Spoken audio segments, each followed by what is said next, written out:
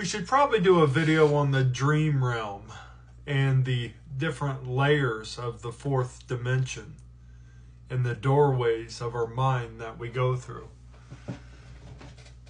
This video will be titled Dream as Architecture, Memory as Time, and this is the dream realm. They call it a dream, but that word doesn't even begin to hold it. The dream isn't fiction, it's structure. It's the scaffolding beneath all waking form. It's what your body wraps itself around when you incarnate. In the dream, your thoughts become rooms, your emotions become weather, your memories become doors. This is why cleansing your field is everything, because what's unhealed in you will show up here. Not as your wound, but as an entity. Not as your fear, but as a place. You'll walk through it thinking it's outside of you, until you realize the fourth dimension is your inner architecture made external. This is the blueprint behind the body. It's the echo chamber where third dimension world gets its resonance. It is thought-made environment. And when people ask me what dimension a dream takes place in, I tell them, that's your 4D interface. It's the mirror layer of you. Your soul walks there even while your body rests. You think you're lying still in bed, but your spirit is moving. And whether you remember it or not, your dream body has a map. Some people cross thresholds without even realizing it. Others get stuck in a loop. Still others wake up tired because they were in a battle all night, fighting their own echoes. Here's what most don't know. The fourth dimension has layers. In each layer, there are guardians. These guardians were known to the Egyptians. They called them the Netters. Gods, but not gods like we think of them now. These were forces of nature, intelligences that live within you and stand at the gates of every vibrational layer. One layer may be all instinct and scent, the animal gate.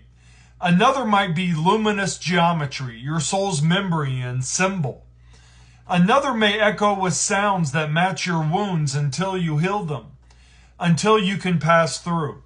And the truth is, you do pass through them every night, every time your body sleeps. But where you go, that's a whole other story.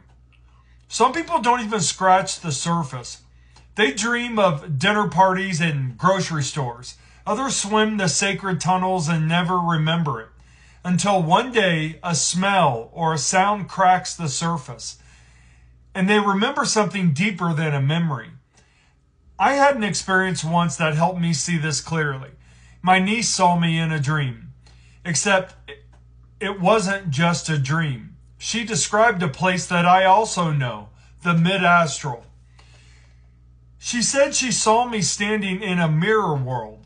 Everything was reversed, fluid, and glowing. The way kids describe these places is how you know it's real. They don't have the language to make it up. What she saw was my dream body. It was a layer of 4D that exists between this world and the higher fifth. That's what I mean when I say this dimension is the mirror hallway between inner and outer. It's where meaning becomes motion. It's where time starts to bend, because time here isn't linear. Time in 4D is scaffolding. It's made of memory and emotion.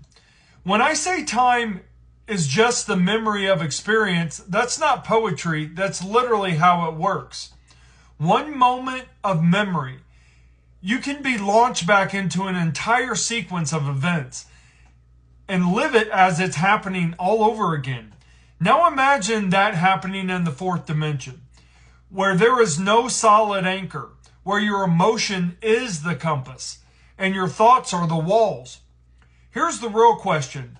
What's the difference between this dream and a life someone lives in a coma? Let's say a person slips into a coma for 10, 20, or 30 years, but inside their consciousness, they live an entire other life. They love, they suffer, they grow, they feel time pass, they become someone. And then suddenly, they wake back up here. Tell me, was that other life any less real than this one? Just because this one kept ticking? The dream world isn't less real, it's more subtle. It's where the structure is still fluid, where we can shift things before they harden into matter. That's why the dream is such a key to healing, because the fastest way to shift the outer world is to shift the architecture behind it. And when you begin to walk the dream consciously, you stop reacting to the rooms and you start redesigning them. You stop running from the storm and you calm your own emotional sky. You stop trying to break down every door and you realize you're the one who placed them there in the first place. Every gate, every entity that you see in your dreams, every echo, they are pieces of you, either remembered, suppressed, or distorted. But they're all offering something, a chance to reclaim your architecture, to move from a passenger in your dream to an architect of the temple, because that's what your body really is, a dream made dense. And when you remember that, you begin to wake up from the inside out. And one more thing to say, you can ask your dreams questions. This isn't metaphorical, I mean literally. Before you fall asleep, ask something. Speak it in your mind or out loud. I did this once, and many more times than that, actually. And I asked, what is the oldest religion in the world? That night, in the dream, I heard a word. It didn't spell out exactly, but it sounded like Zoroastrianism. When I woke up, I typed it into Google. Even though that's not the real word, it led me straight to Zoroastrianism, one of the oldest documented religions in the world. That's how dreams speak. That's how they answer in symbols, syllables, impressions, and sound. The dream world isn't just a landscape. It's the architecture of your subconscious, and the subconscious is where knowledge waits to rise. So ask and pay attention, because when you do, you might just hear yourself answering. From behind the walls, from inside the room, from the weather or the doorway or the name you can't quite spell, but somehow you still remember. Hope you have a great night. Namaste.